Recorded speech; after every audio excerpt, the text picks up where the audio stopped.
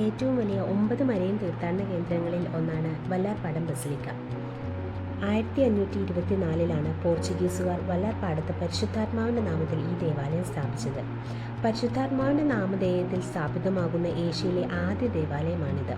എന്നാൽ 1676 വെള്ളപ്പൊക്കമുണ്ടായി പള്ളി തകരുകയും അൾത്താരയ്ക്ക് മുകളിൽ സ്ഥാപിച്ചിരുന്ന വിമോചനനാഥയുടെ ചിത്രം ഒഴുകിപ്പോവുകയും ചെയ്തു.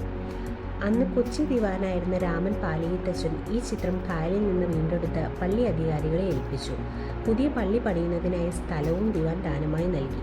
തുടർന്ന് വിമോചനനാഥയുടെ നാമത്തിൽ പുതിയ ദേവാലയം സ്ഥാപിക്കുകയും വീണ്ടെടുത്ത മാതാവിൻ്റെ ചിത്രം അതിൽ പ്രതിഷ്ഠിക്കുകയും ചെയ്തു.